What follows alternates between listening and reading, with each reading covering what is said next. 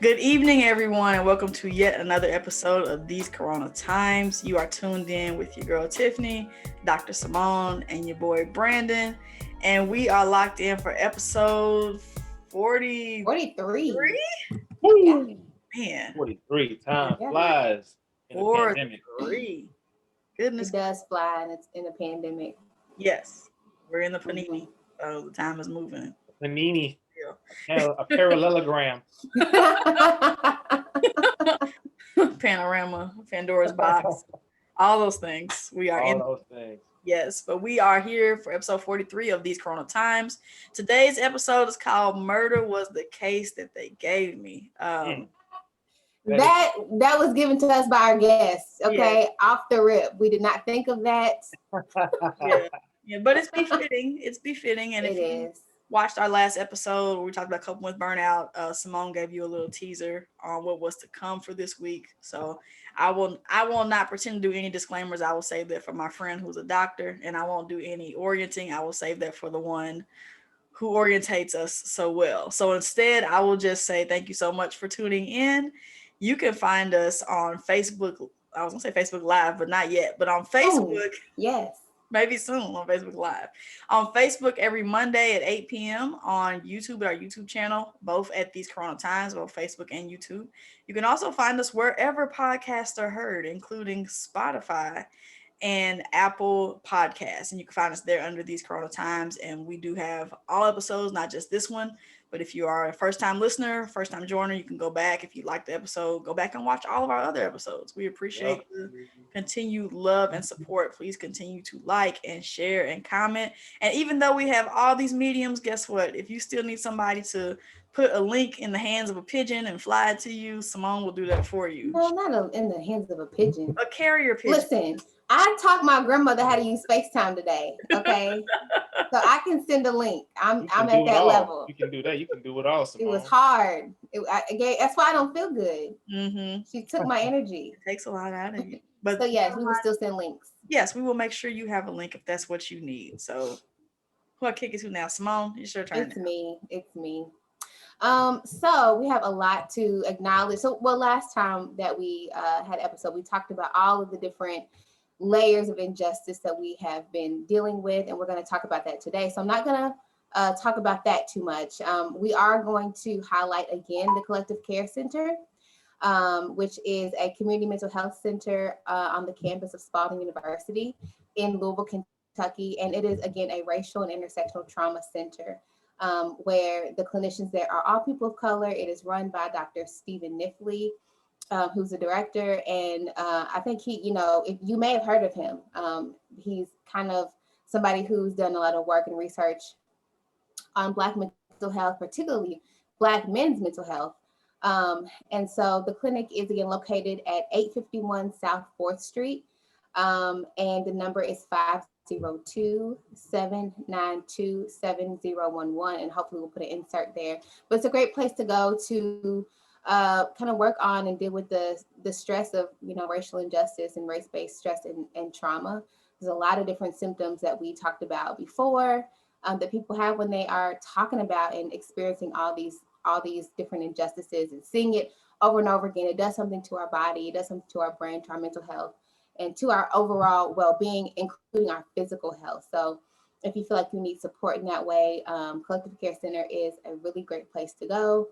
And if you call, they can talk to you about pricing and all that kind of stuff. But I will say that it is very accessible to the community as well. And so with that, I just want to say that because of the subject matter that we're talking about, it could be super triggering and super upsetting for people who are listening. And so my encouragement, I think all three of us would say to just take care of yourself. And if it's something that you cannot listen to right now, then that's okay. You can come back to it later. You can decide not to listen to it at all, because we are going to talk about some details from the from the Derek Chauvin case and from some of the very recent murders that have taken place at the hands of police officers. So with that being said, I think that's all I wanted to say there. With that being said, let's talk about self-care and how we've taken care of ourselves up to doing this episode. Well, I've been doing a better job. I did what I said I was gonna do from the last episode, which was today. I spent time with my sister and my cousin. I almost said my niece, my sister and my cousin, and we went to the Speed Art Museum. There's a wonderful exhibit on the life of Breonna Taylor and the protests that have been happening here in the city of Louisville. It is. I'll plug Speed Art real quick. It is free, open to the public. Parking is free on Sundays. There's another plus. But we visited that today, and it was, as you can probably expect, a very heavy experience, but an experience that I don't regret going to. Um, so I, for the most part, I enjoyed the exhibit, and it's hard to say you enjoy something that is bringing attention to the fact that this young lady is dead and gone, and one might say murdered at the hands of the police. But I appreciate that we are not um, letting Breonna Taylor's name go silent. That there's things out here dedicated to her that I know maybe I hope in some way that having an exhibit in your child's honor helps her family. I think it helps our city begin to heal in some ways, but there's a lot of work that still needs to be done here in Louisville. But for me, that was good today. Um, and then to just kind of express that to my sister and my cousin, who are both around the age of Breonna Taylor. um, this is only the second time I've ever been to a museum and actually cried in a museum. But as I was talking to them, I was like, this is really powerful to me because you all are in her age range. And this could happen to any of us. And I would hate for it to happen to us. So, although it sounds like it was really daunting, it was actually a really cathartic day. So, I appreciated that. And I feel like that was a way of taking care of myself because we laughed, we talked. And there are other parts in the museum where they talk about the Black experience, talk about Black culture, how much we have given to human culture. So that was just, reassuring and edifying as a people. So I appreciated that. That's cool. That's cool. I know for me, I've been prioritizing my rest and doing a pretty good job of that, making sure I go to bed at an earlier time, not Tiff and Simone hours, because that's those are trash hours. So, I'm hey, offended. be I'm offended offended. as well. I I'm still Be get offended. 8 offended. hours of Be, sleep, friend. That's not Listen, trash. be offended. Be offended. But I am prioritizing. Heck, as soon as we're done with this, I am going to bed myself. Do it again. Don't So, blame your watchness up on our trash hours, okay? I have a comment I want. I'm not gonna make it because I'm not petty, but that's okay.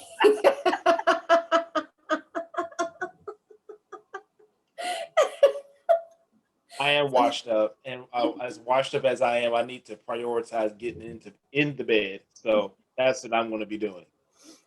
I appreciate our love of rest because these kids don't understand rest. They don't. They don't have an appreciation for it.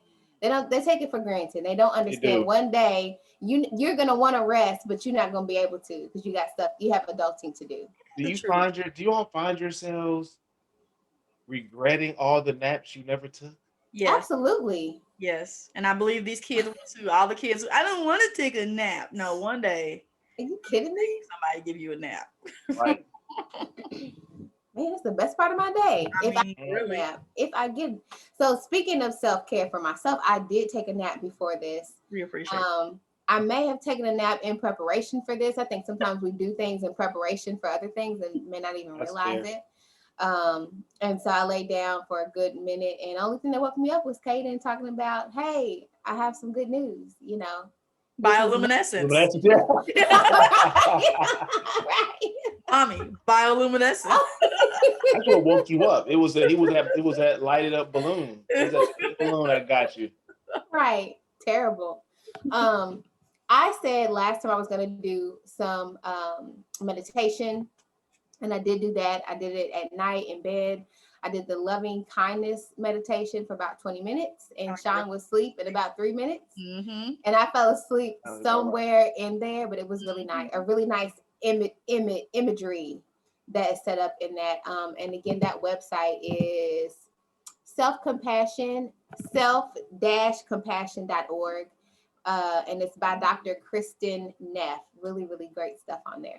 So Listen, Sean heard some initial music and was He heard, close your eyes and think about, and Sean was like, he was out. y'all would like it because it talks about visualizing different people that you love. So y'all Okay. would like it. I'm still gonna go to So sleep. I mean, that's fine. You can go to sleep. If you're a person, if anybody out there has nightmares or any other kind of negative sleep experience, this would be a good way to fade out to sleep. I'm just saying. it's gotta be better than what I use. I just use cartoons until I fall asleep. So it's gotta be better than that. I mean, everybody do what they got to do. So we are, like we said before, having a special guest tonight. I think this is our first. Is this our first? No, Janessa was the person we had on twice.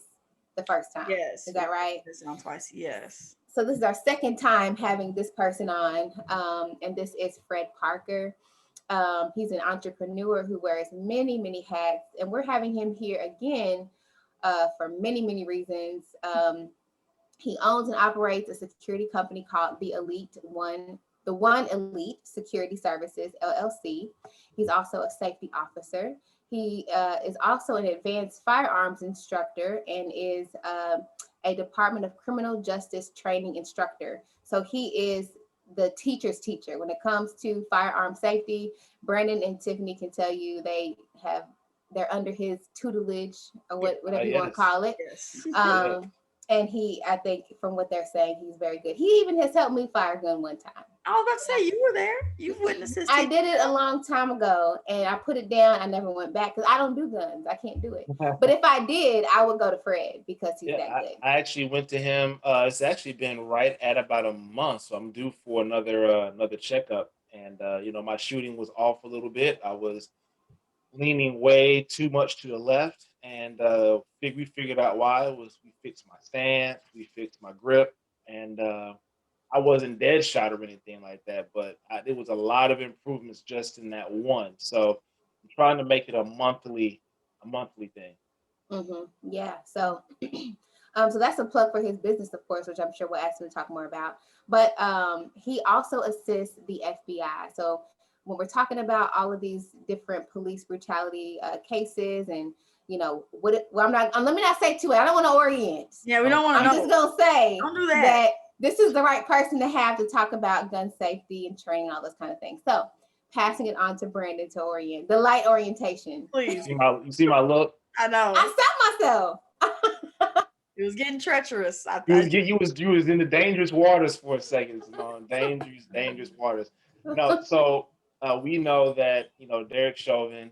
That trial kind of finished up not too long ago, and we were riding that for a minute. We were getting a little bit of not necessarily that it's going to cure all ills, but it was some validation. Okay, there's some craziness going on, and then right before, we had another shooting, and then some days prior to that we had more, and then it's just been I think I read somewhere that since the Chauvin trial, police have shot and killed 66 people since then. So we're going to talk about some of those scenarios, why we shouldn't possibly lump all of them into one. What are some of the specifics? Kind of give us a real professional look at the scenarios and how we should be judging them and how we should look at them, this, that, and the other. So I'm looking forward to it. And just like what Simone said, our special guest is we can't have anybody better for it. Someone who is a professional, someone who works in those scenarios and trains for those scenarios to kind of walk us through, what's going on. So can't wait.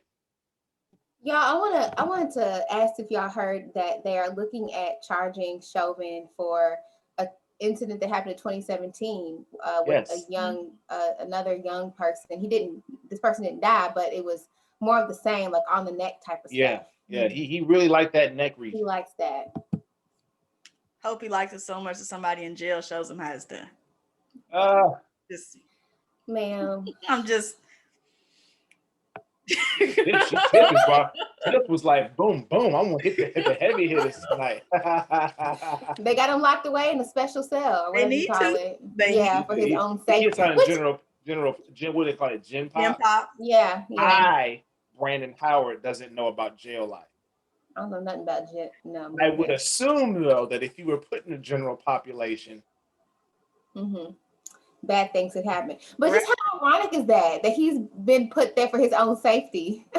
Right. His own Like sake. you out here killing folks and they put you in there to protect your safety. I'm like, okay, Mhm. whatever. I get it, I guess. I won't go too far because I don't want him to die in jail. I want him to be sentenced. I hope it's a long, Yeah. lengthy. Yeah. I want him to live his life in, the misery that he's caused Yeah. George Floyd and other people's families. He needs to, that's accountability. Hmm. Hmm. So, Well, we will be right back with our special guest for the evening. all right. So, as Tiffany says, our boxes have gone from 3 to 4, and we have our special guest, Fred Parker, who we've already giving such a glowing description and bio of. And so, Fred, I wanted to give you a chance to talk more about your businesses, or what you do in terms of your instructor training for at least the lay public, because I'm sure there might be people watching who might want some training. So, can you tell us more a little bit about what you do? Sure. So I am a certified instructor for the DOCJT training, which is basically CCDW training that people get to carry their firearm and in the licensure that comes with that. So I actually train trainers, and I've been doing so for I think 8 years now. Wow. So I offer those classes for anyone who wants to get their CCW permit. I also am an advanced tactical firearm instructor for open range, um, gun store and range here in Oldham County, Kentucky. And basically there I work with people privately, and I also work with the people who come in to try to enhance their shooting ability and get information on learning how to use a firearm in a more tactical setting. But most of my stuff is on a more advanced than the normal CCW. I own a security company, executive protection company called the One Elite Security Services, which I've had for 5 years. And basically, I do private security and private executive protection work all over the city. Now, Do you have a, go ahead, Tiff. are you sure? Go ahead. What you got? I was going to say, do you have a website or anything that you can direct people to? Yes, it's the One Elite Security LLC at gmail.com. Okay, gotcha. So we'll put that up too. Mhm. I was gonna say when Fred said he's an advanced tactical trainer, this man will take 5 shots, do a flip, and switch out his clips and be right back on it. Hey, but what's crazy? What's crazy about Fred is he's a pretty humble guy. Fred will not be broadcasting, the jobs that he's doing. But I remember specifically looking at a Facebook Live last summer, and we were, the protests that were going on, and we had the speakers and everything like that, and all I see is Fred doing one of these. Yeah, he looked like a ninja. I know. I saw that. And I was like, hold on, he was masked up, and I was like, wait, is Hmm. What no, So you yeah, were I do get called to do a lot of private security things, and that was for an event out in front of the Yum Center that they were having for the Breonna Taylor situations that were going on that week. I actually had 3 details that whole week.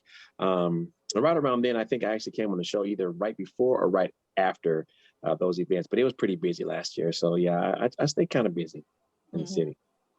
I was gonna say my only experience with you, Fred, was when we went to the gun range. We were all there, and you had me in front of the thing, whatever it was, and I wouldn't shoot I was like, Fred, do I shoot now? Yeah, I'm like, You were like, Simone, Fred, yes. no, put shoot it the trigger, down. Simone. You And I have to put it shoot. down, and then I was done. I can't do it. But Tiffany and Brandon, y'all go ahead. I'm scared. That's the thing though, just a plug, more plugs for Fred for a minute. He's a wonderful teacher. Like I yeah. shot a little in high school with a totally different weapon, like marksmanship training or ROTC. And Fred was my first experience shooting an actual handgun. So he made me feel extremely comfortable.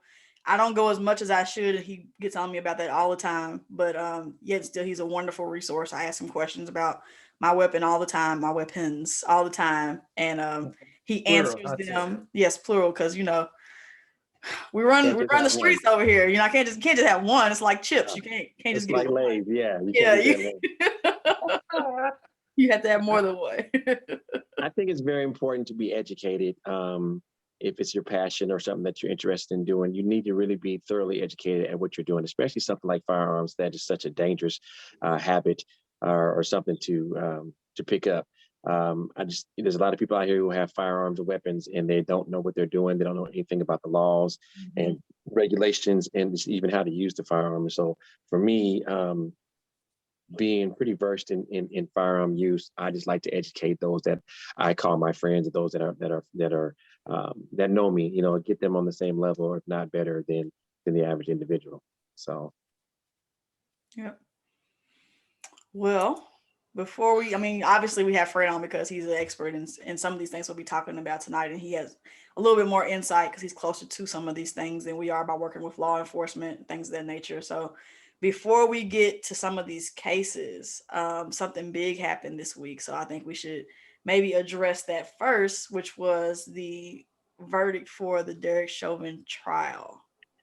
How's everybody feeling about them guilties? Shock. good guilties, Well, good shock. Felt good great. guilty. Yeah, Felt great about those guilties. But it was bittersweet. It was bittersweet because people have been toggling around this idea of justice versus accountability. And I think that on an individual level, yeah, like he was brought to justice. He needs to be put away for that. But I feel like true justice would be if, George was still here. And it's for just sure. bittersweet. It's just bittersweet. But Yeah, I'm glad that they walked him out the door with the handcuffs, Derek Chauvin. right. I was happy to see that. Yeah. Unfortunately, with the conviction, we still have yet to see what his charges are going to be in 6 weeks, 7 weeks. And unfortunately, those charges can be pretty minimal based off of what they offer for those convictions with the manslaughter. Um, so he might not get a whole ton of time as people are really anticipating. Then again, they might throw the book at him. He might get the maximum amount. So we can only wish that he gets what he needs.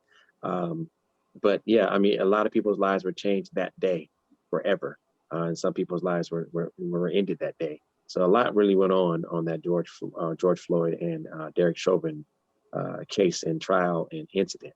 It was pretty intense, and it went on a long time. We waited, that was a solid year that we waited Man, to see what was going to happen. Went by fast. I can't believe it was already been a year, a but it year. went by fast. And that week was, everyone was on pins and needles. Our nation was on pins and needles. Yes. It was kind of scary because all the threats that were coming about what's going to happen if it goes one way and what's going to happen if it goes another way. And it was a lot. It really was a lot. Yeah, the conspiracy theorist in me is like they just found him guilty, so the country wouldn't go getting torn apart because if he was found not guilty, it would have been a wrap for a lot of places as far as lots of protesting that could have potentially turned into something totally different. So it's the cynical side of me is like they just did this because they know they had to save their behinds and cover their butts. I don't even know if that's a conspiracy side because there were so many people, so many states, so many cities that were gearing up to show their tails had they let him off. It would have made Rodney King situation look like child's play, and that was unbelievable. Back in 92 was 92, 93. It would have made that look like child's play. There were so many cities that were prepared to just really act a fool. So yeah, I do believe that a lot of it wrote on that, but I do think that justice was served, meaning that the jurors did their job. They saw that Yeah. it was a no-brainer. You would think it was a no-brainer, but we've seen some really phenomenal things happen in this nation that you would think were no-brainers that were going to go positively for us. That didn't go positively for us. So it was interesting to watch. But what did the prosecution say? Believe your eyes. Believe what you see. This was actually murder that we watched. And if you watch the trial, you watched it over and over and over again, which I, think that for the Chauvin defense, showing those videos over and over was not very helpful for them at all. No, they didn't have a leg to stand on, to be honest. If we're going to go from that account, believe what you see, believe what you hear, and understand it. They didn't have a leg to stand on. That's what bothered me, though. One of the things that bothers me is I'm wondering if that is the standard at which we have to have murders play out in order to get justice, because that was a very clear video that we had from beginning to end. And I'm there. I mean, I don't know what other verdict they could have come up with. I mean, in the white supremacist world, of course, they could have found him not guilty. But I just wonder, is that the standard that we need every time this happens, in order to get Unfortunately, what needs to happen? Unfortunately, I believe that it has to go that way for a while until we start making some sense of what's going on holistically. But I think it does have to go that way. You know, being caught on film, you know, and Will Smith said a long time ago that, you know, this stuff is not new. It's just being publicized. This is being recorded and is being put out there. But none of this foolishness is new at all. So now that it's being put out there and the cops are forbidden to not have their cameras on and record every single step of the way, and other people are bringing their cell phones out and catching all this stuff, I think it's just going to be the new way to deal with the situation. Then we have to deal with it just like this. You know what? I don't have an argument. Here's my proof right here. Press play. Here's the whole thing. Exactly. It's got to be both things together, from what I've seen, because there have been cases in the past where there's just been body cam, or there's just been a few people with cell phone footage, and they just don't bear enough weight. But I think having both things and then having witnesses come forth to, you know, stand behind the video and that were actually there experiencing it, and then to also have police come back and say, no, this wasn't right, we don't train this way, we don't do this. And usually you don't have that. You don't have a lot of police speak against police. I mentioned the Rodney King situation, and I don't even know, you know, how you guys were when that went on and how much you paid attention to it. But like 7 or 8. We weren't here. Right. We were just so you guys were in elementary school and you didn't pay much attention, but it was a nationwide debacle. However, those police officers were filmed by a shoulder mount video recorder, but they beat that man profusely. And that was the only reason why we lost our minds in California, was because there should have been, it was a no-brainer. They beat him to death. Yes, he was high on PCP. Yes, he broke the law. Yes, he gave some resistance. They beat him to death. Now, they didn't kill him, but they beat him to death and they walked. And so the nation was like, what, are you kidding me? Did you see how many times he hit him? I don't remember the number, but I know it was way past the 30, 40 amount that they hit him with those batons repeatedly when he was no longer even resisting. When he was just a body trying to cover himself up, they continued to beat and beat and beat and beat, and they walked. So, you know, when you have a situation like that, which was pure racism, when you look and delve into that old case, it was a lot of racism going on and stuff going on for that case. You're like, what do we do? There's no option.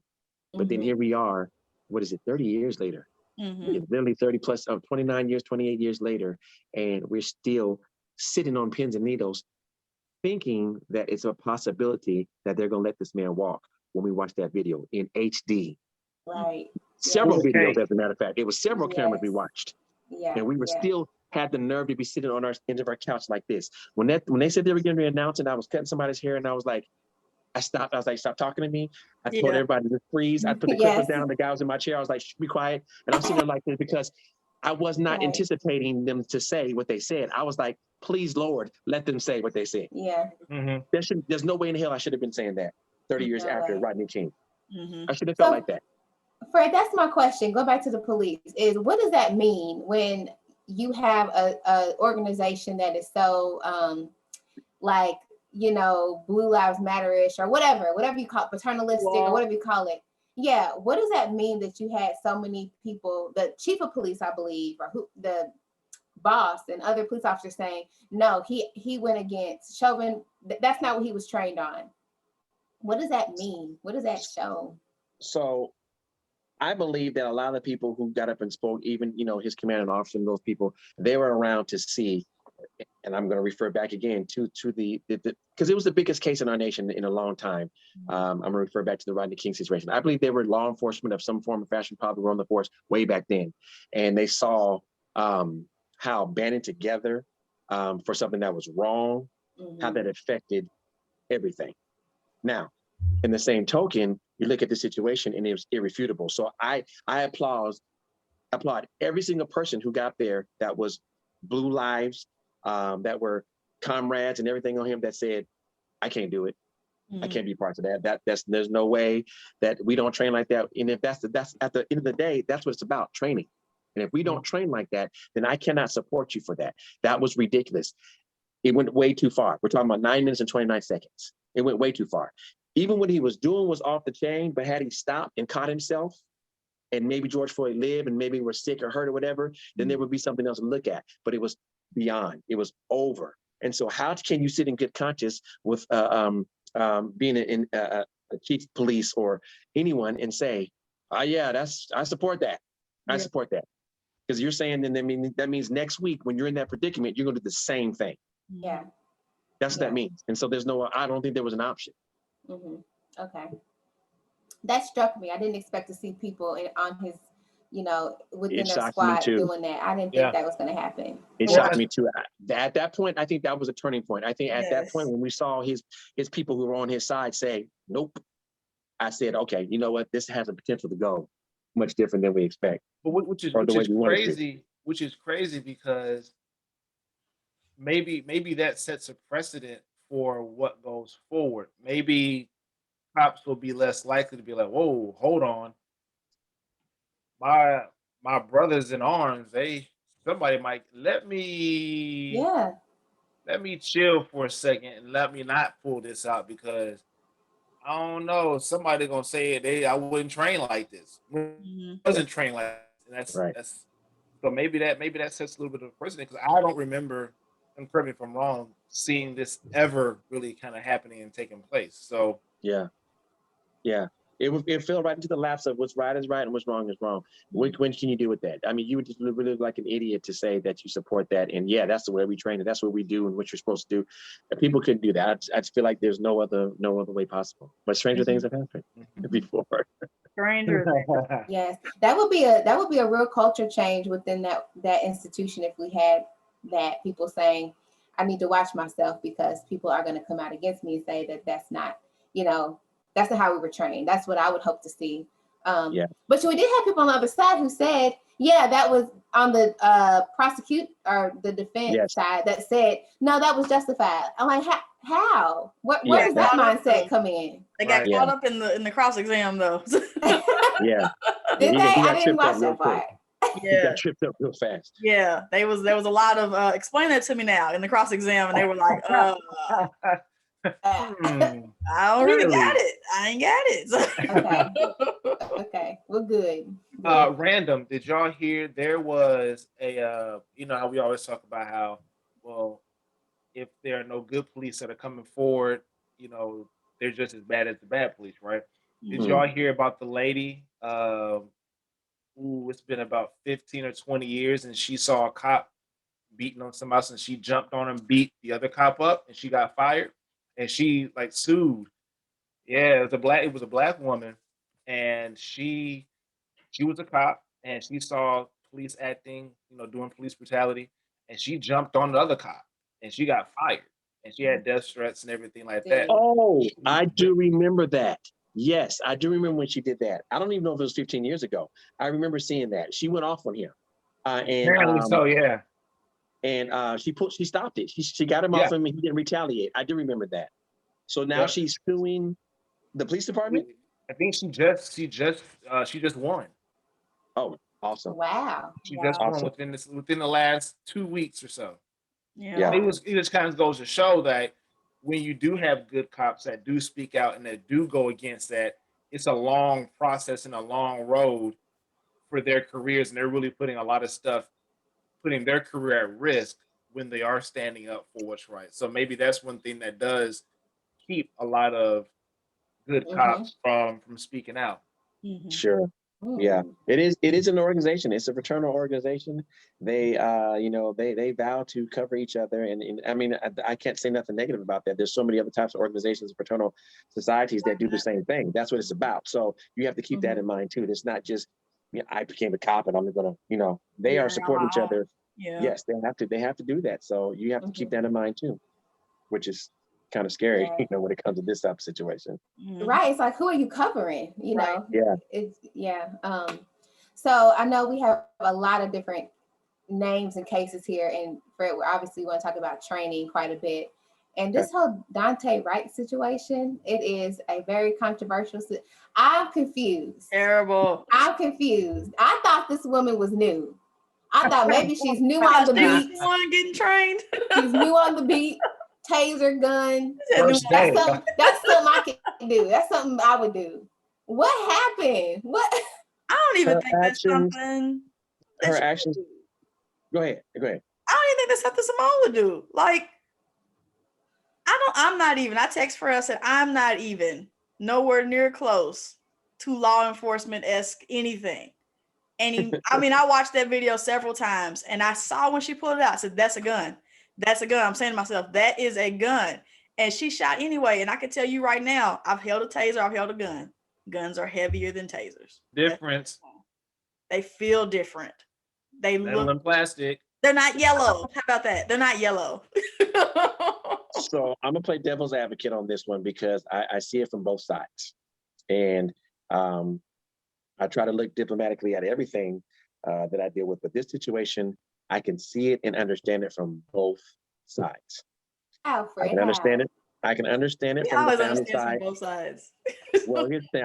I can understand it from the family side and whatever his family and everyone else that witnessed it. That it was cold-blooded murder. She shot him. Terrible mistake, or maybe not, because a lot of people are saying that no, it was cold-blooded murder. She meant to do that. I strongly doubt that. I do not believe that she did that intentionally. I do understand what she did, but then when I say both sides, the other side is I can understand how she did it, and then I also understand that she had no business doing that. Okay, from a training perspective. All right. So I'll go from the training perspective side first. There was no way she should have done that. And I don't know how she trained, but I know this. She was a trainer of sorts, 26 years on the force, being a trainer, maybe the bulk of that time, 15 years of it. I don't remember what the number But was. she But wasn't new. She trained quite some time. She was not a newbie in any form or fashion. So you get trained on the police force, I don't care what city or state you're from, how to use your firearm correctly and how to use your taser correctly. They place them on your body in specific spots so that there isn't an option for an accident, drawing one and making a mistake that you're drawing the other one. It is your own personal job to get more training and stay up to par. Okay. Your requirement is usually twice a year that you have to go to the range and shoot and qualify. And then anything in between is up to you. Taser training, I'm not sure when you have to go and qualify for that or how much you have to qualify, but the fact remains, you all hit on the head. One, firearms and tasers don't weigh anywhere near the same weight. They don't look like each other except for the fact that they do project something out of the end and they do require you to pull a trigger to do so. But they're colored differently, dramatically differently, yellow and black, yellow and or silver. They don't look nothing like that. And then placement, your firearm is going to be on your right hip if you're a right-hander. It's going to be on your left hip if you're a left-hander. Your firearm is going to be where your strong hand is. It's always that way. Cops don't get an option to change over. You don't get that choice. It's going to be on your strong hand because you need to be able to control that gun as best you can when you have to pull it. Your taser tends to be on the complete opposite hip. So you can do what's called a cross draw. So you'll use your still strong hand to reach across and get your taser, which makes you only be able to grab one thing, right? If I'm not going to grab my firearm, which is on the strong side, I'm grabbing my taser, which is on the opposite side, and you do a cross draw and grab it. You only can grab one with your strong hand. You usually don't find someone grabbing a taser with their weak hand. So it's designed that way. Then you have an appendix carry, which sits right in front of you, but still away from your gun. It still takes an effort to grab that taser.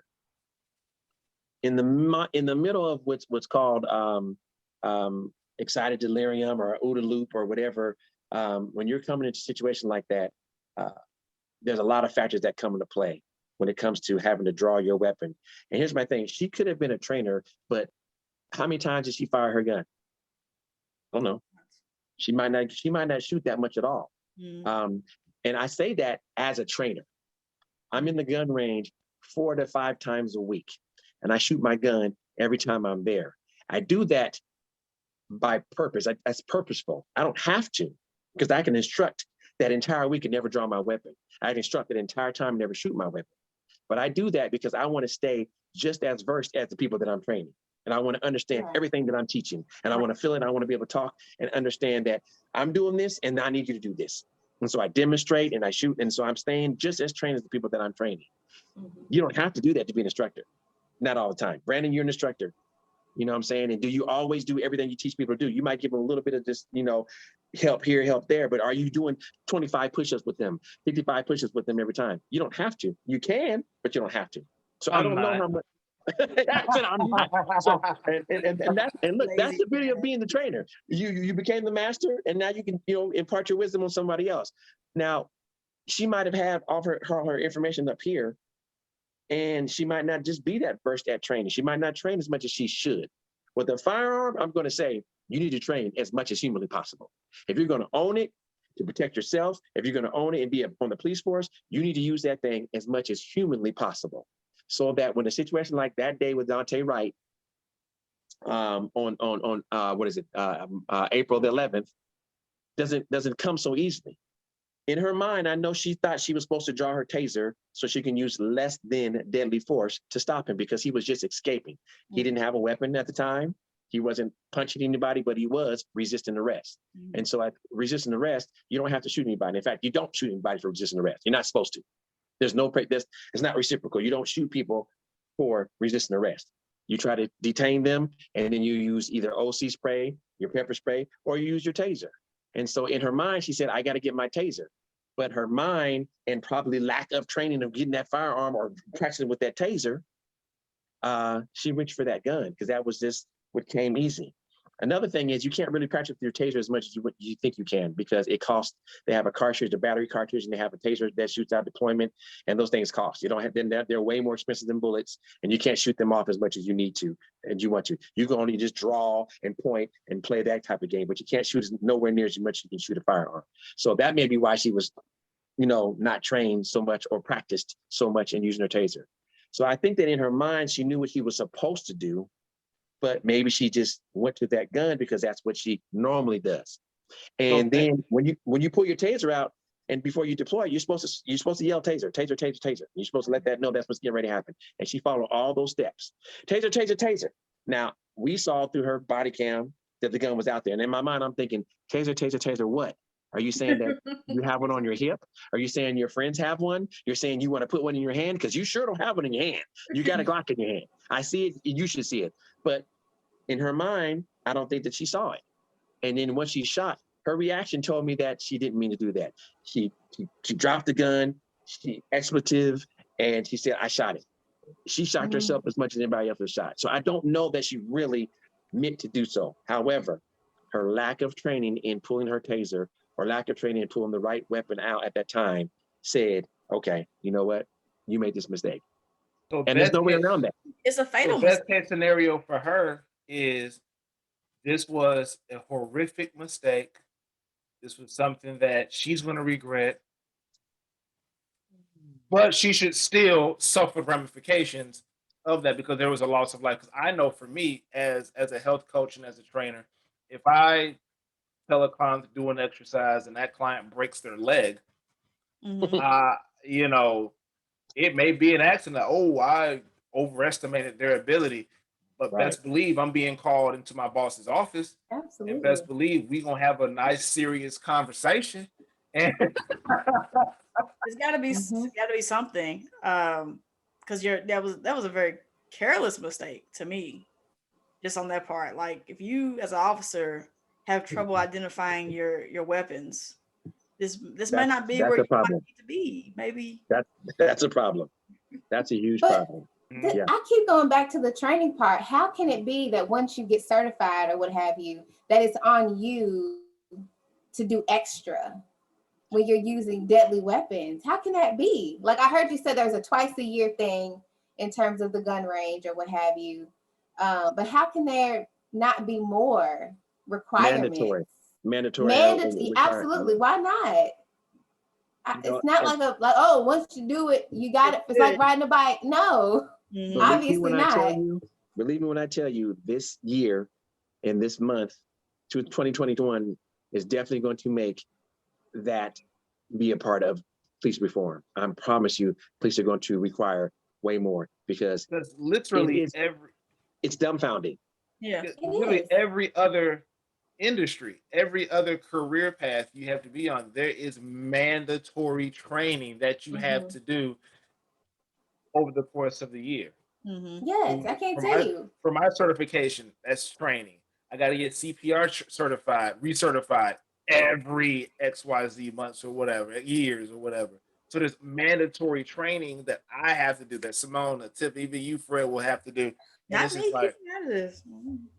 No, trying to I figure do. out- I gotta get trained on how to assess suicide. I know how to assess for suicide, but we have to keep talking about it because if I don't do it properly and somebody goes out and dies, I'm gonna get called to the office. They're gonna ask me a question. I'm the only one in the profession that won't endanger anybody. So I just gotta worry about putting the books away in the right place. Y'all. So to be clear though, on the biannually training for them, it's more they have to qualify to be able to keep their licensure biannually.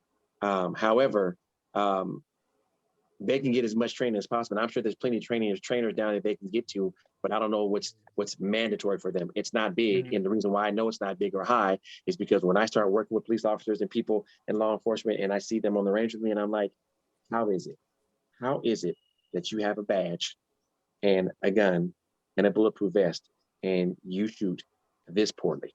How is it possible? I have a question. When they're being certified, who is doing the certification? Because if your friend is certifying you, I know so-and-so meant to shoot on the left and they shot it. Like how unbiased is this recertification process? So listen to this. It's not about how unbiased. It's about what what the requirements are. It's unbelievably easy.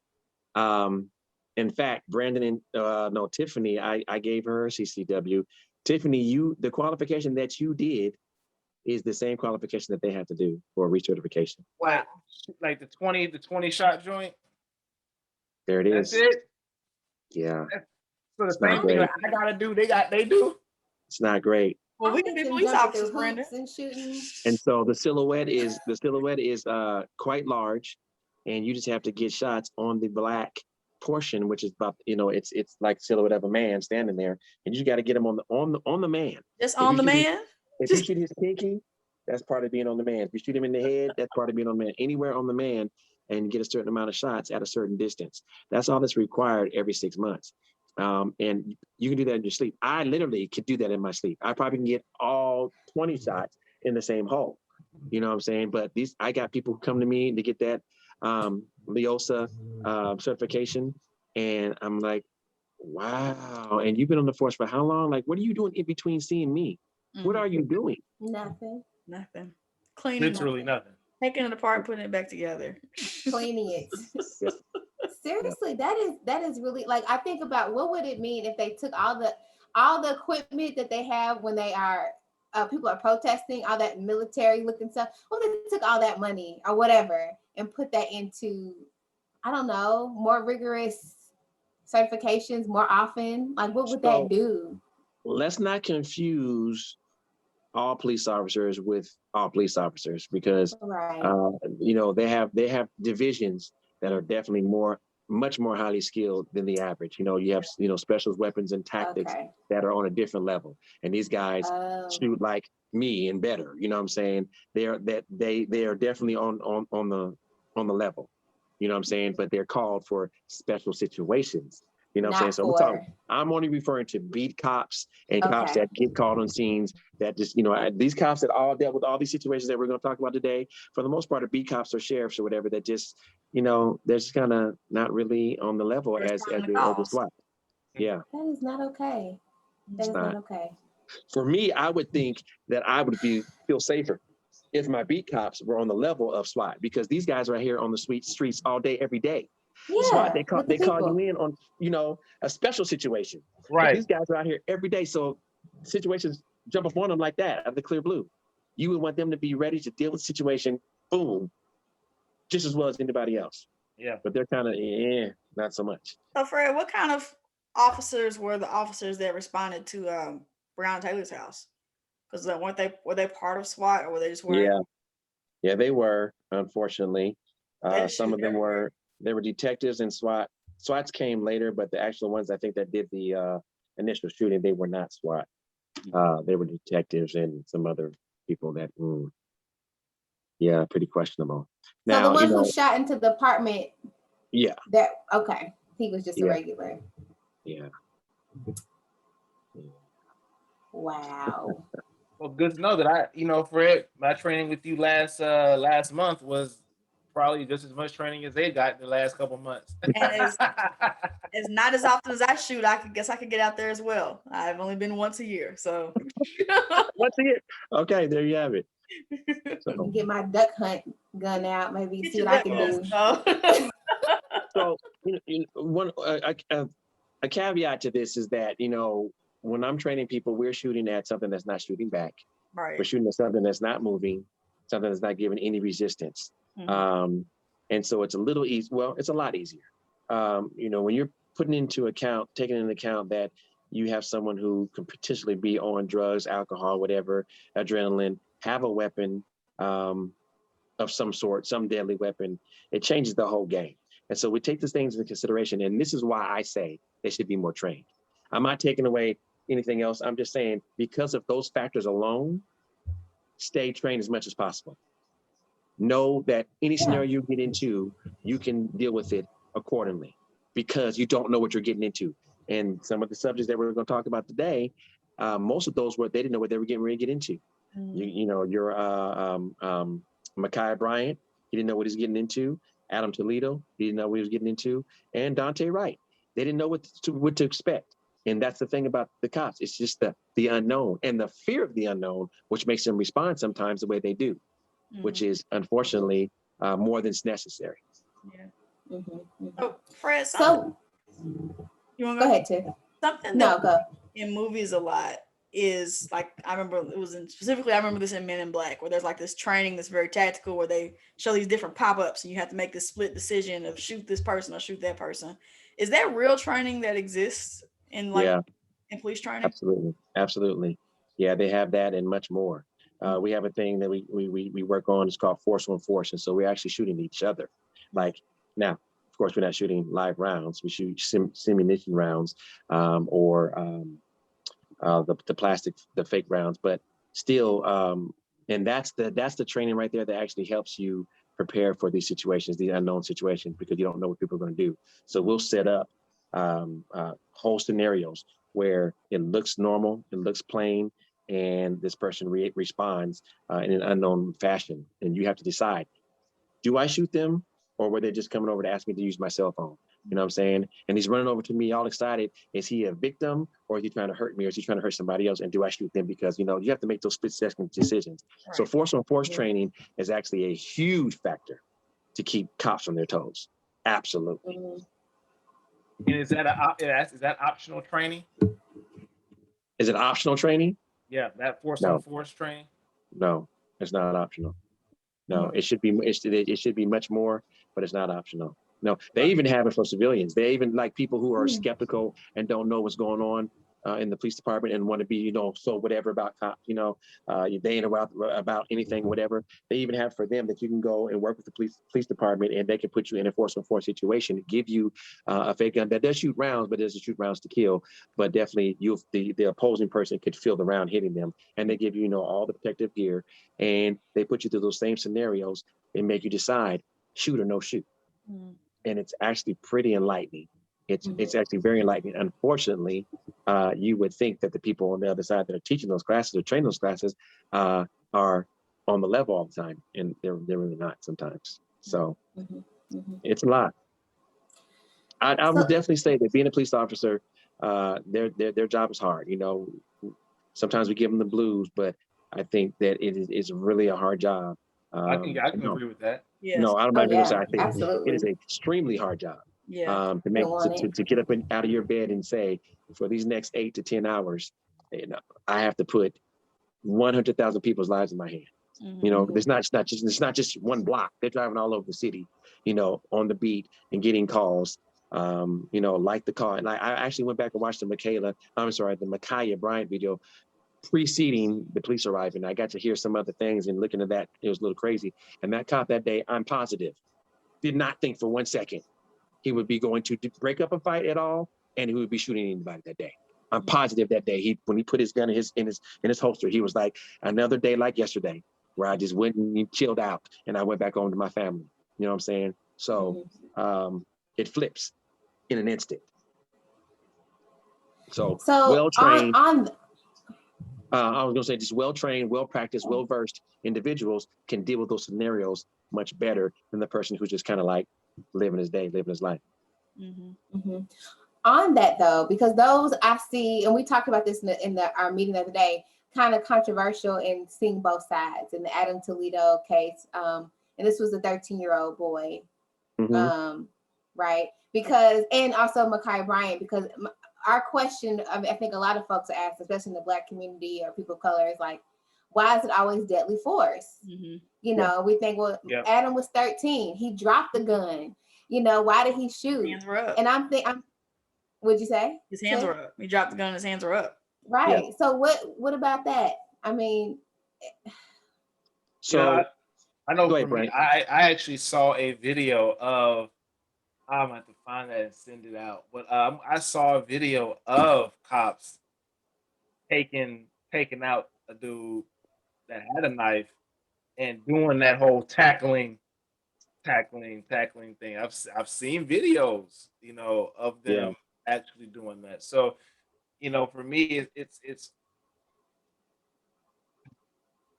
because there's nothing universal. There's no universal standard of policing.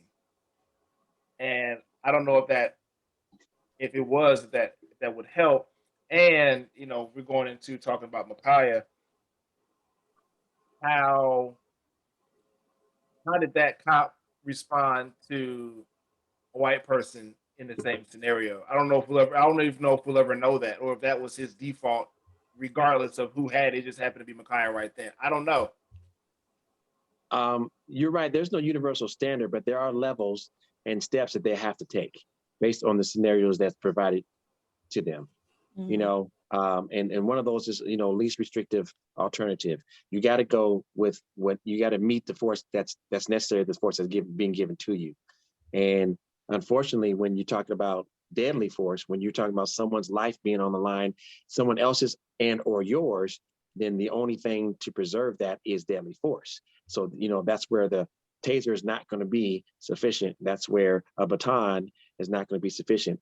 You can attempt to do, you know, a tackle or some type of empty hands, but then you are risking them getting the best of you, and then your life being put in danger. So the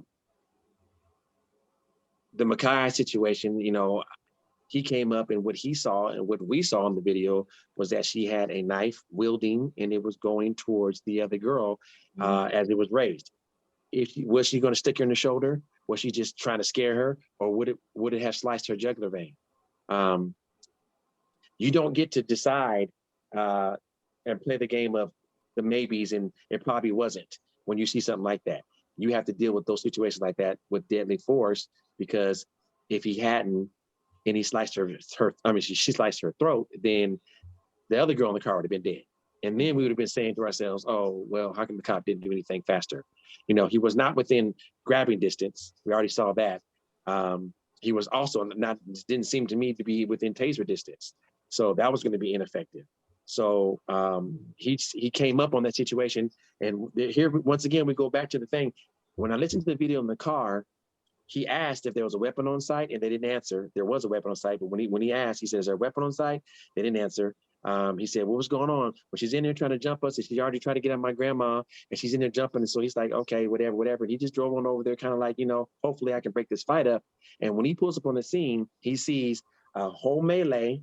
He sees a girl fall to the ground, getting kicked by a male. He kicks her in the head. And then he sees a girl who is standing with a girl against her back against the car with a knife, a big knife coming at her. He had less than a nanosecond to decide and decipher what was going on. And in his opinion, he said, I got to save that girl's life by taking somebody else's life. And everyone's like, well, why didn't you shoot her in the leg? How come you didn't shoot her in Yes, the I was going butt? to ask you. What about the people who are saying, how come we didn't shoot her in the foot, Yeah, How ain't come in you the didn't shoot her in the foot? ankle? Shoot her in the pinky Okay. toe. It's funny. I just had this conversation with my family on the night, and they were like, how come the cops don't do that? Why don't they shoot people to make them stop? And here's what you have to consider when those situations happen. First of all, you have to be a good shot. Okay, and we already talked about the fact that half of them are not. So let's throw that out the window. You got to be a good shot to be able to come up and see a moving object and shoot them in the right buttock. Okay, that would be wonderful if you could do that and the person respond. But then let's talk about the person's excited delirium that they're in. So if they could be on drugs and their adrenaline is way up here, that shot, honestly, it's not going to feel like anything. They're not going to respond. It's just going to be a puncture in their butt. And honestly, gunshot wounds really don't. I'm not trying to play them down, but they don't hurt the way the movies make you think they do. Not initially, not the very first instant response. They just don't feel that way. And so that's why you'll see multiple shots, because they're taught to only shoot center mass or head to stop the threat, whatever that requires. And so that it could be one shot, it could be 5 shots to stop the threat, because our bodies don't respond initially to one shot. And so he did what he was supposed to do. He did what his training taught him to do. I'm going to say that. However he's charged and all that kind of stuff, it is what it is. But that cop did what he was supposed to do the way he was trained. That's way different than Chauvin. That cop did what he's supposed to do. All right. They train you to shoot center mass. He shot all 4 shots in her torso area. I think probably 2 in the back, 2 in the chest, because she turned around halfway through. And he stopped the threat. She fell down. Unfortunately, very unfortunately, she lost her life as a result. Cops can only hope that after they take 2 or 3 shots in the torso and the person stops, that they can get them to the hospital in time and save their life. That's a good day where those shots actually didn't kill them. But because of how our body's made and where those shots go, you just don't know. There's a loss of life contingency there. So you can't shoot in inconspicuous areas or different spots to make them stop, because you can't guarantee a person's going to stop. Number one. And then you can't guarantee that you're going to hit them where you think you're going to hit them, because you're not trained. Right. So he misses her shoulder and he shoots the other girl that's on the car that was the victim in the head. Right. Now you got, you know what I'm saying? So that's what you can't risk. The torso is the biggest part of the body. Hopefully you don't miss that. So I'm still trying to figure out how I feel about this particular case of Ma'Khia Bryant. Unfortunately, it happened on the same day of the verdict of Derek Chauvin, which, Just minutes before. Yeah, but we didn't, of course, the world didn't learn about it after until later that evening. Right. But I watched, all of Dante Wright's body cam footage. I saw the officer be upset, throw her good down, like just really, really know she made a mistake. I saw the whole Adam Toledo body cam where the officer seemed really shaken after the fact, not realizing he just killed somebody. He just really seemed like it took it out of him. I'm not seeing that kind of remorse from the officer in the Ma'Khia Bryant situation. In fact, there's another tape where he says something like, I think they were antagonizing between him and the crowd. And he said something about Blue Lives Matter. I heard about that. Yeah. So, I mean, I understand what he did and why he had to. I get that. I get, as watching it now, I'm more calmer once I've come down from the trial and once I've come down from like another person's life taken, by the police. I can understand why he might have done it that way, but I'm not seeing like that level of I feel bad about this, or like, I wish I didn't have to do this. Like, I didn't want to have to shoot her, but there was a threat. And I might be able to take it better from him if he was just like, look, I had to do this. I didn't want to take this life, but it was like this kid or that kid. I agree with you 100% on that. Yeah, I do. A lot of people, like, sometimes I do some security gigs and I've had to, put hands on people for security. And some people have asked me in law enforcement and not, what made you go over there and grab him the way you did and pull him out the way you did? Why did you just go over there? Why didn't you tase him? Or why didn't you pull your gun out and blah, blah, blah, blah. And for me, I train myself to be good at my job. Okay. Beyond just, working out here and there, I'm a martial artist. And so in my mind, I say from a martial artist standpoint, I know what I'm capable of doing in any situation. I know what I'm capable of doing. I know how the body works anatomically. I know, that this is going to happen if I do this. This is going to happen if they do this. I've got that figured out. Okay. So for me, I actually go above and beyond. I'll put myself in risk's way or harm's way to make sure that I could defeat this situation and not have to go to more forceful. You know what I'm saying? And the next person would be like, dude, why don't you just take your baton out and just crack him open the back of his head and blah, blah, blah. And I'm like, well, I didn't want to split nobody's skull. You know what I'm saying? What I just did to him, a gooseneck, to put him behind his arm with his wrist, I got the same results. I calmed it down and I got him out and everyone's safe. You know what I'm Everybody saying? goes home. Yes. Everybody goes home, you know? And so I think it's more about it. Well, no, it falls back once again to the training and how much you train yourself to deal with all scenarios, be well-rounded, and then your confidence level, your competence level as well. So you can say, you know, I'm going to go above and beyond. It's those police officers to me that I take my hat off to that are commendable, that go above and beyond and say, I didn't have to do it that way. But you know what? I went and I tackled her. Boom. You know what I'm saying? If that cop jumped out the car and just came at her and just saw the blade and jumped out, ran full force and just, woo, you know, maybe the girl got a little scratch on her forehead and just took her down like a linebacker. He had that option. But for him, this was more, that made more sense to go here, pow, pow, pow, pow, which is still not the wrong thing. But for me, I maybe would have jumped at the car and just did a flying sidekick, just knocked her across the yard. You know what I'm saying? Everybody can't do a flying saucer kick. Is that what you said? Can't. Greg would have thrown his Everybody's not ninja able. star. You know what? There's nothing stopping them. There's nothing stopping them from having that ability. But they're like, you know what? I'm gonna kick back. I'm not taking no Krav Maga. I'm not taking no hand-to-hand combat. I'm gonna use my gun because that's the best defense. That's the thing, and that's my other thing is, what does it mean when you do the bare minimum with the job like that? Number one. Number two, I don't think this is something that can be. I don't even know how you would train this, but or well, no, I do know how you ascertain a person's demeanor, their reason, like the person who says, I want to crack somebody's skull open just because I can. Like, how do we get those people to not be on the force? Because those are the people we don't want. Absolutely right. And how do we get those people, how do we weed those people out? Because if we can take people who want to do that, then you don't need to be on the force. You don't need to be there.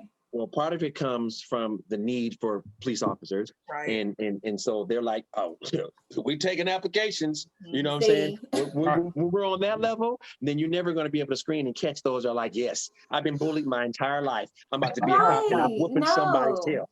You know what I'm saying? And there's so many cops out there like that. I always hated a black person. I always hated females, and you know what I'm saying? I can't stand you, whatever. And so I'm a cop. I got my badge, got my gun, got my mace. Let's go. Right. This black guy back in '88 took my girl, so I want to crack open everybody's skull. Seriously, how do we weed those people out? That's not okay. You got you need therapy, not a gun. Yeah, true story. The Adam Toledo thing, I really think that, and no pun intended, but I think he jumped the gun. Okay, he did the right thing in response to what was going on there. There, you know, the shot spotter had already said there was some shots going on. It already identified him, Adam, and whoever was with him as being the shooters. They were fleeing the scene. The cops were already close. They chased him, got to an alley. They saw that he had a weapon, the weapon that was potentially allegedly used earlier, and he told him to drop it, and he did. But in his mind, I don't even know I guess he was thinking he wasn't going to do it, or was just anticipating and just like, drop the gun, bang, bang, bang. Like, how do you do that? How do you drop the gun, bang, bang, bang, when the gun is being dropped? Like, that to me, I'm like, dude.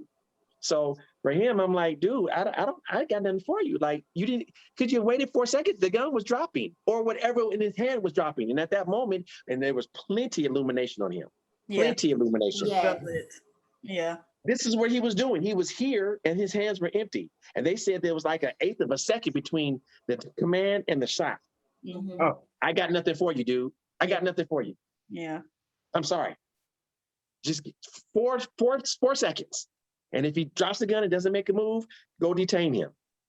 Or if he makes a move and he goes to pick the gun that he dropped, you have no choice. But for that, I don't understand it. He didn't point it towards him. I saw the video 1,000 times. He didn't go like this and drop the gun at him. It went from here to the ground. Literally, here, bang. Like, I don't get it. Yeah. I don't think anything's gonna happen to that cop. I really don't. I really don't. Honestly, I don't think so either.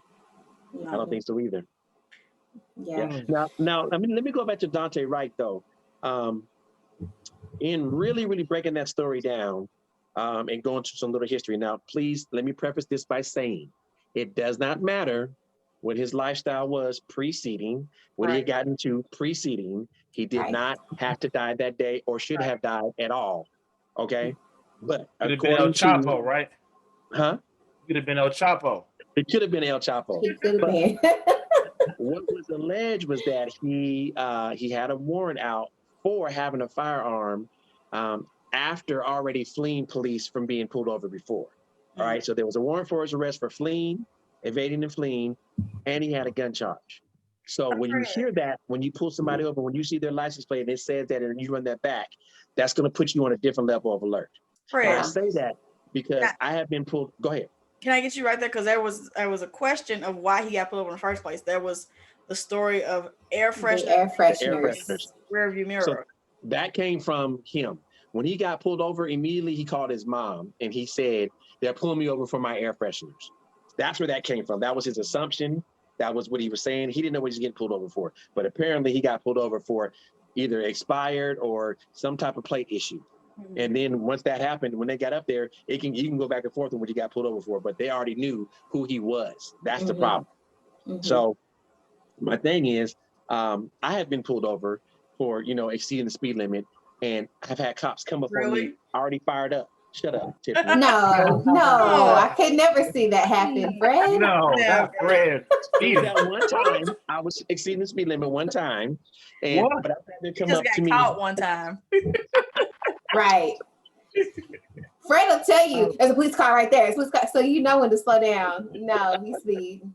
We know. But I've had a cop come up on me on 15, and I'm like, dude.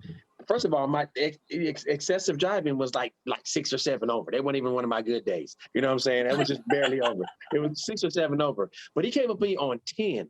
And why? Because he knew that I had a CCW. If I have a CCW, then it says that I possibly have a gun in my car. So when he walked up, he was like, okay, I'm not the only person who's got a gun. Which, okay, that's fine, because Second Amendment says I can bear arms, I can have an arm, and anybody in there who wants to have one legally can have one. So that's no big deal. But he came up on 10. I'm talking about when I tell you 10, he was on 10. Now, for me, when I get pulled over, I put out my license, I pull out my insurance, and I pull out my CCW. They're all three are out. When they come up, there's no talking about, can you get this? It's sitting out ready for them. My hands are visible. My gun is not visible. Okay. And it doesn't have to be visible. It can be on my hip. It can be in glove compartment. It can be anywhere I want it to be as a CCW owner. So when they come out, I give them all three. So when I gave it to him, he was like, do I want, I pulled you over? And I'm like, you can tell me why you put me over, even whether I knew or not. And so he's going through and he's like, yeah, thank you. He took my CCW and he threw it back in my face.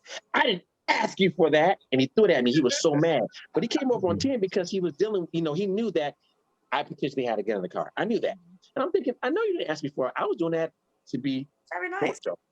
I was trying to help you out. You know what I'm saying? So you can know that I'm good. But they're all tied into the driver's license. They're tied into registration now. So everyone who has a CCW that drives a car, they know you have a CCW. But the thing about that is you got to think for a second. If I went through that class, which Brandon, Tiffany, it's boring as all get out, long as all get out. If somebody sat through that, they're probably not a criminal. Okay. If they spent their whole day, all that money and all that time to sit through that boring class, they're probably not a lawbreaker. That whole 8-hour class, 8 hours, had to take the day off work. My goodness.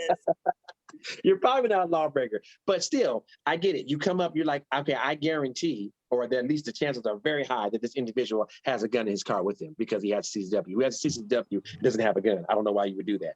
So they're like, but to be aware and be on point and kind of be, prepared for it, that's a whole different story. So when they pulled over Dante, he had a charge. He was wanted with he had a warrant and it was a gun charge. So on their minds, they're like, okay, are we going to deal with this again? Maybe. I'm just playing, devil's advocate. Is he going to try to run? Does he have a gun in the car today? Is he actually going to use it on us because he doesn't want to go to jail? So they were probably on 10. Adrenaline was probably on fire when they pulled him over. Still, he should not have died. They should not have shot him because he didn't pull a gun on him. He did try to run, but they shouldn't have shot him. My thing is, if that was me, let his little ass go. Bye, and then call ahead. He's in a white such and such. He's coming down the street. Right. Coming your way. He ain't got no car. Right. He ain't got no. But look, If he was in the car, let him know. We got Spike stripped down. And then here's the thing. They had his address. They had his Right. social. They had Get it all him. already. I'll Right. be at your house. I'll see you in about an hour at your house. Right. Right. Why? It was just too much. It was just too much. Wow. Wow. But I have two questions. I asked one now. It's not on the notes, but I was thinking about this as I saw a video of an older African American librarian. This happened a while ago, but she got pulled over by police, and she's in her 60s, and they kind of like just drug her out of the car and threw her down.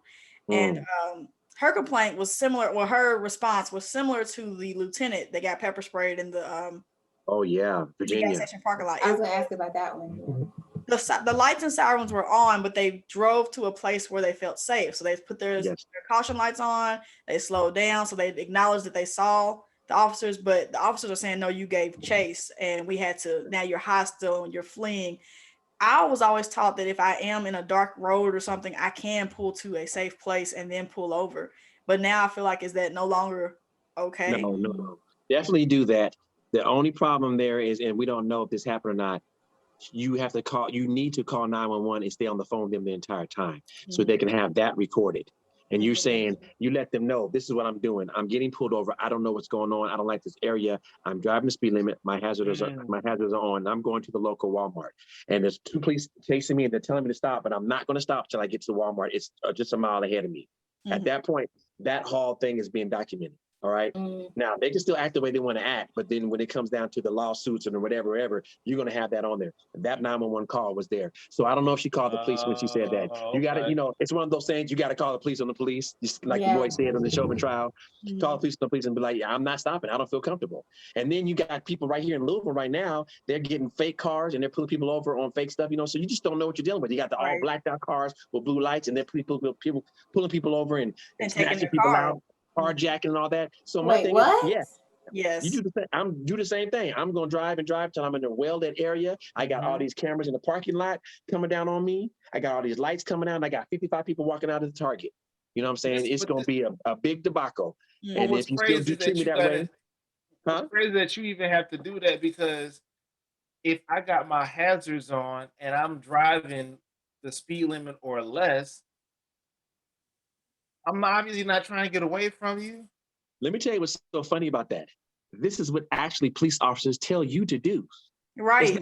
That's why police officers actually recommend you do that if you don't feel comfortable on a dark area, or you don't feel comfortable just because the road is dangerous. To drive till you feel it's safe. And follow all the rules. So that's the craziest part about it. That's what those cops, I hope she won the lawsuit or whatever she did, because they actually showed out that day. By dragging her out and trying to play that game that she gave chase and all that. Yeah.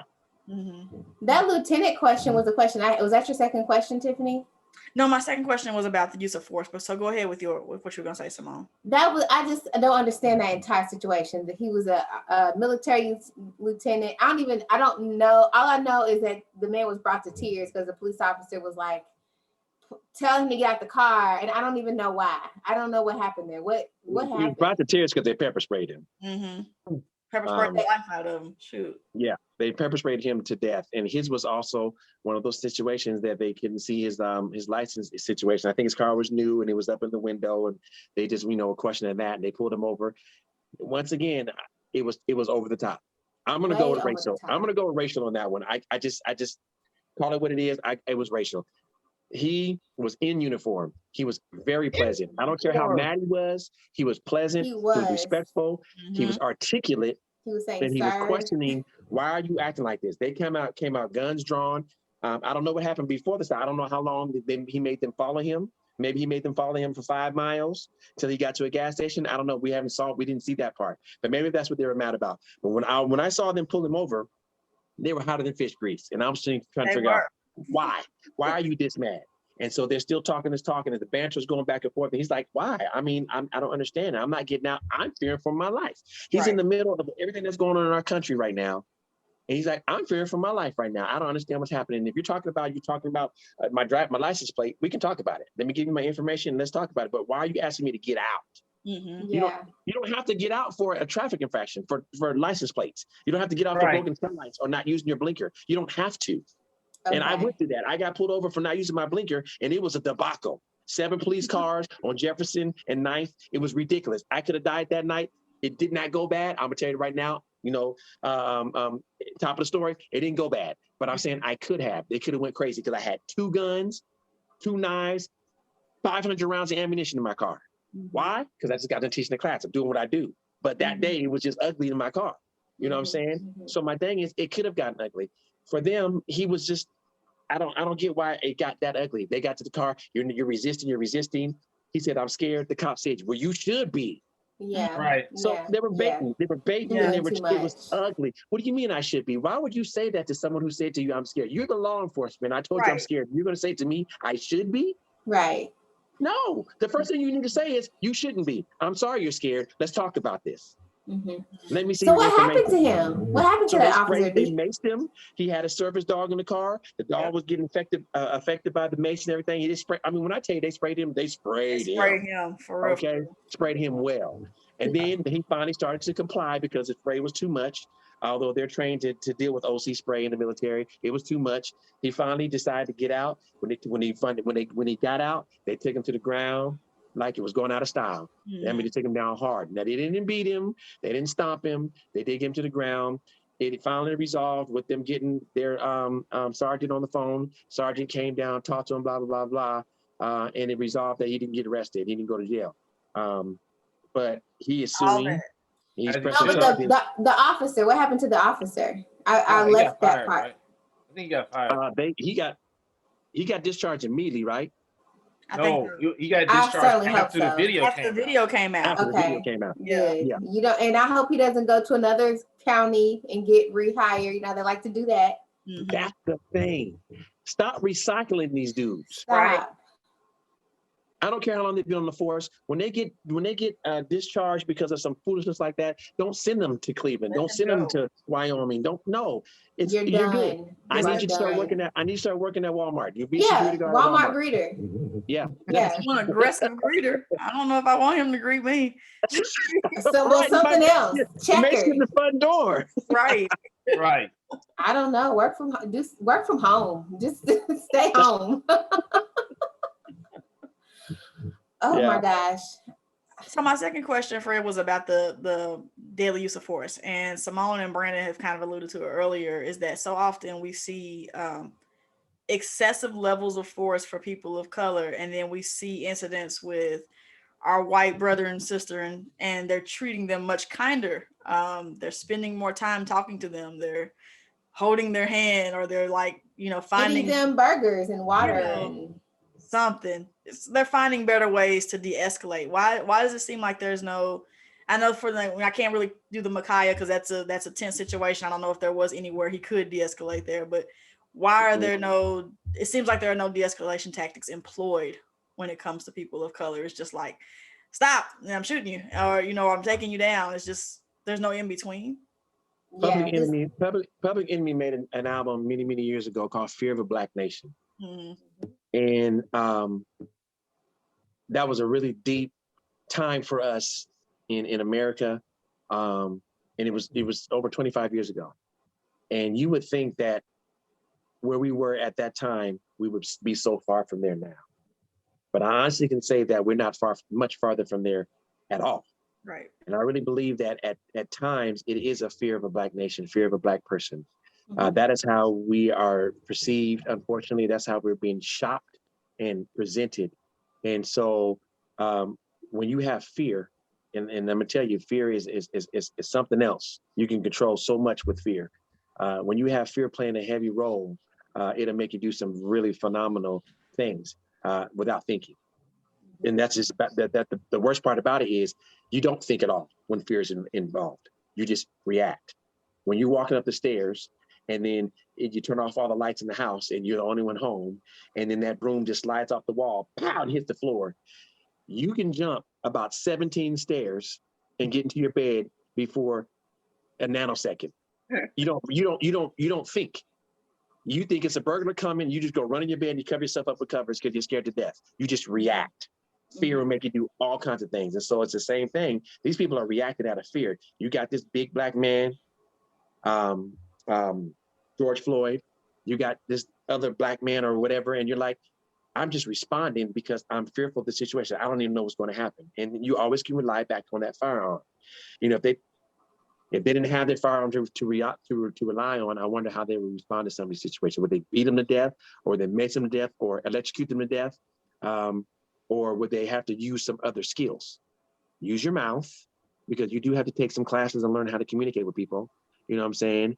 If you're worried about, a physical thing, then stay away from them. But I mean, talk.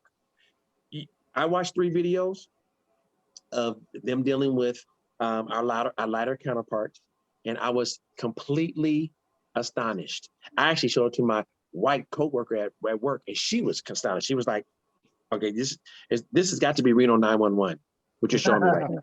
She literally said, "This has to be Reno 911. You cannot tell me this is serious right now."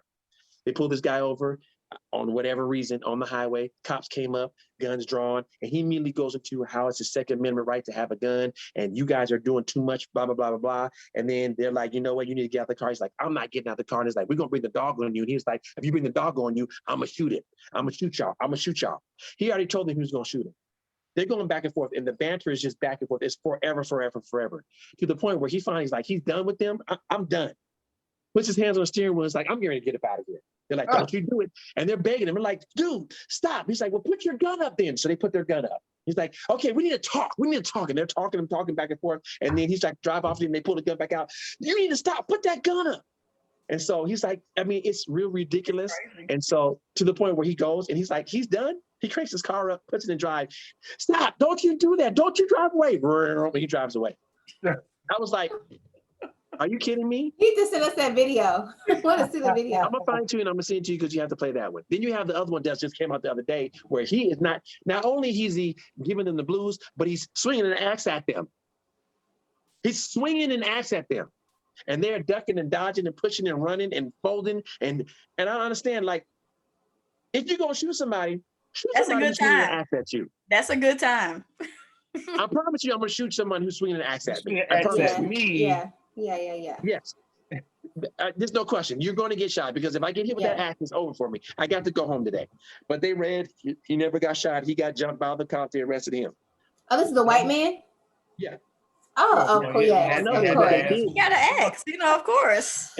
Ain't no black people I got saw another axes. one. We ain't get no axes. We don't have axes around. Where you get an axe? Yeah, right. Where do you get an axe? I saw another one where they ended up shooting him, but it took him quite some time. He was giving them all the blues, and he had a long stick. And so he took the stick and he finally swung it at the cop, and he hit the cop. The cop blocked it. He hit his arm. At that point, he had the right to shoot him, but he didn't. He backed up. He's still backing from the guy. The guy's swinging. He missed him. He swung. And it got to the point where the cop finally said, "You know what? I ain't got no choice." So he did draw his weapon. He shot him 12 times in the chest. Now, Dang, that sounds excessive, It does. but it does. he did not fall until the 12th shot. He continued to walk forward. 1, 2, 3, 4, 5, 6, 7, 8. He's still walking forward. It's like he's got a bulletproof vest on. He did not have one on, but it looked like he had one on because he was totally unaffected. Now, he probably was cuckoo for Cocoa Krispies. He probably was on drugs, whatever. But it took 12 shots, and the entire time the cop was walking backwards and shooting him point blank until he finally stopped. Wow. So that right there for me was textbook. In fact, he gave him too much time, but it was textbook as far as how he dealt with it. Blah blah blah blah blah. But I'm like, dude, what are you talking about? You took one arm block with a long pole, a long log, and you're still trying to give him chances. So you're right. There is a huge difference in what their limits are on shooting us, African Americans, and shooting white folk. For the record, we are not saying we want police to shoot white people more. No. We don't No. want that.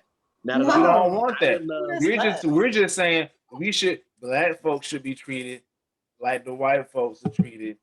With given that much time, that much leniency, that much grace, that much time, all those de-escalation tactics as well. Yeah. So Black Americans, this study says that we're 3.23 times more likely than white Americans to be killed by the police. An extreme case of that is saying in Chicago, where we know there's a lot of violence going on. Black Chicagoans, for example, were found to be over 650% more likely to be killed by police than white Chicagoans. That is staggering. 650. And this was a Harvard School of Public Health study. That Yeah. number is outrageous. That's Outrageous. it makes no sense at all. Yeah. 20 times more, 30 times more, that's ridiculous there. Mhm. 650 is just like, I Yeah. don't even believe you just read that to me. Yeah, yeah. So implicit bias is a really, really big thing, and we have to find a way. I don't know how to do that. I mean, if I think from a psychological perspective, I could think like we were talking the other night. I was like, I want them to all reapply for their jobs and just Everybody go redo this again. whole thing: psychological testing, implicit bias testing. Which I mean, it'd be interesting to do that. And It I would know be extremely interesting to see that. I would love to be part of that task force, but I know we're coming up on time, and I'm wondering where we want to shift to so we can respect everybody's time. Where we want to go here in our last few minutes. Going to a good place. I think we want to end on if like talking about reform, and maybe we And can. what does that look like? Yeah, Yeah. maybe we just say one thing we would like to see in police reform. I know for me, Psychological testing. That's what I want. Implicit. I want them to all reapply and do a battery of testing, which I'll be happy to score. for me, it's really about shifting resources uh, in the police budgets, and we know that I think in Louisville, there's a huge chunk of our budget, couple hundred mil. I think it's actually going up. You know, we have all these protests and everything like that, and police spending is actually increased this year versus last year. And what I would like personally is, if that's going to happen, let's shift some of that inside. Let's hire more social workers. Let's hire, more people that can de-escalate. And I think that, Fred, you made a great point earlier. We Police officers have a very hard job. We expect them to be superhuman. Mm. We expect them to react, and we expect them to remember de-escalation tactics while they're fearing for their life, while they're doing this, while they're also doing for drug, all these things. When really and truly, it should be a team of people, in my opinion, at least, should be a team of people coming together to help keep us safer, whether that is psychologists on staff, whether that is social workers that are riding. Do we need to have police going to domestic disputes? Mm. Do we need to have, how do we give these warrants? How do we do this? How do we do that? There needs to be certain questions asked. It doesn't always need to be, in my opinion, where you're going in on 10. Maybe we need to have a team. It's a police officer and someone that specializes in this particular situation helping. If there's a guy that's on drugs, to be a police officer and someone who understands that situation. So that way they can have kind of some people that can bounce ideas off each other, and everybody goes home a little bit goes home more alive. More More alive, alive, yeah. just a little bit more alive. Yeah. My takeaway is, I think that the term training cannot be used enough. You have to train no matter what you're doing consistently, and you have to train hard. Um, I think that police officers need to have more in their toolbox. You can't build a house with just a hammer, right? You need more tools in your toolbox to build a house.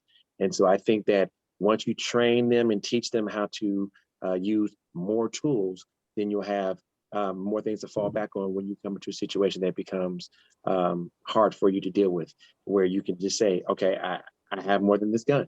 Let me assess the situation, look at the situation, and let me try something different. Let me try the psychological aspect, the emotional aspect. Let me try to show some love. There's a lot of times that people just actually need, put your hands on them and give them some love. You know what I'm saying? That can change an entire scenario if you show them that you care, that you're not this officer that's coming to cause havoc, grief, and arrest, and or shoot or tase or maim or hurt you. Maybe I'm coming up here and talking to you, sit down on the ground with you as you were sitting there holding yourself, losing your mind. Let me sit down here with you. Get down with the individual and figure out what's going on. Let's solve this problem together instead of me solving it only with this hammer that I have.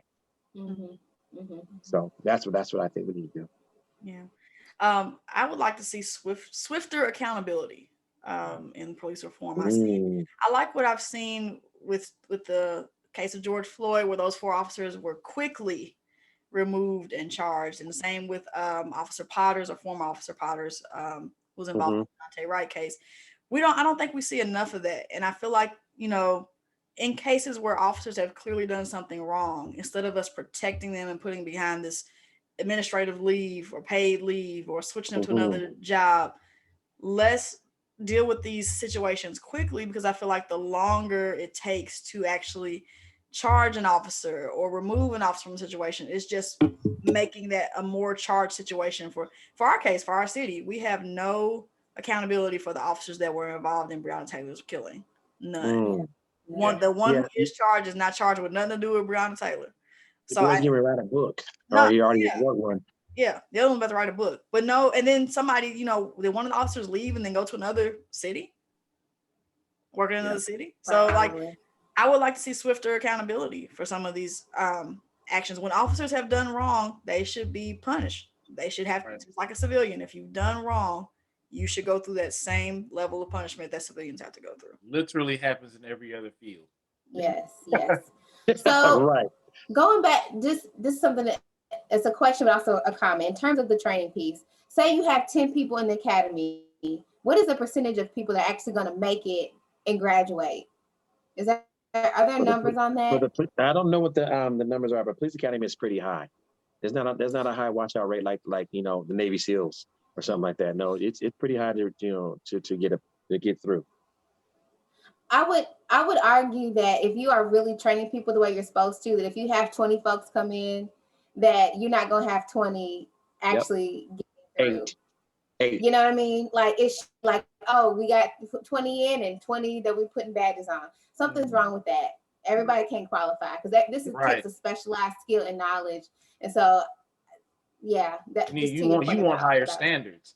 Because if I'm not absolutely. mistaken, 2 academies ago, don't quote me on this, maybe 2 or 3 academies ago, the whole class graduated, Mm. and it Yeah, was a there's a full problem class. with It was that. it was up there. Yeah, No, that's not and you're right okay. that it should be harder to get through. Yeah. Mm-hmm, Because mm-hmm. I heard what was it? It takes longer to get your license to do hair than it It does does to be a pass the police police officer. academy.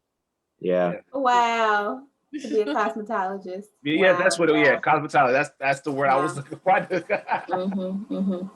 So, Fred, with everything going on, I know we're going to dismiss you in a second, but how do you take care of yourself doing this work? And I asked you last time because I hear you consume a lot of this stuff, of these videos, because you want to get better, but also that has to have a wear and tear on you. So, how do you take care of yourself? I'm really, really good at letting it all go. And I think I might have said it last time, but I'm really good at it. There comes time in my life that when I say I let it all go, I'm not thinking about anything that I do professionally. I'm just worried about my 16-year-old daughter who's 16. Hmm. And you all know her when Not she was stop. not 16, when she was 6. Yeah. So I focus on my daughter, I focus on my wife, I focus on things that I like to do for fun, and just really just try to de-stress and let it all go. And just look at life for what it is, because it goes by so fast. And so Mhm. I just enjoy me when I can, and don't think about anything. Okay. Well, good. I'm glad to hear that. So we ready to shift and dismiss Yeah. our guests and then go on with the rest of our thing? Yeah. Yeah. We're done talking Fred, to you, man, Fred. appreciate it as always, man. Yes, Always, thank you for always a coming. wealth of knowledge. Listen, thank you for Yes. inviting me. It's been a year, and a lot has gone on in a year's time. And hopefully, a year from now, we will be in a much, much better place. And then you can have me on then, and we can talk about all fun and good things, All like my right. 17-year-old Yes. daughter, and how many boys that I actually shot as a result. You might have to. Yes. Tell her to stop growing and stop getting Right, older. she's Just pause. 5'11". Yeah, she's a giant. Yeah, she's So Well, she's definitely taller than taller me than now. me. Definitely towering over me. Ben taller than me, so we're just gonna. yeah, that wasn't hard to do. That was easy a No. long time ago. And very smart too. So smart. Yeah, she's a straight A student. So Yeah. listen, guys, I really appreciate you having me on. It was fun. It was nice. It was enlightening. And I hope you guys learned something too. And I'll see you on the next one. All Yes, right, sir. Freddie. Appreciate it. Bye. All right. Take care. Bye-bye. All right. All right, you all. So how are we?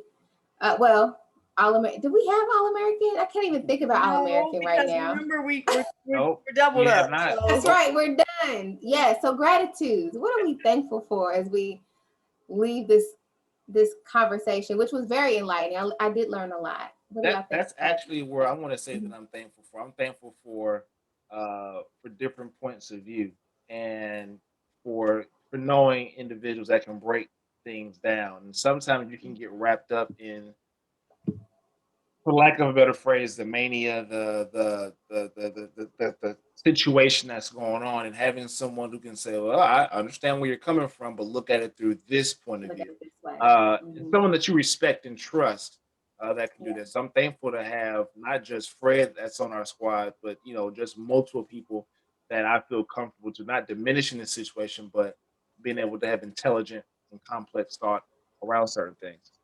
mhm.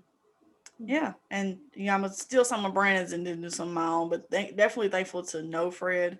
Um, as a gun owner, being able to talk to him and be reassured about things, and again, he does not just teach you how to shoot, he really teaches you about gun ownership and gun safety.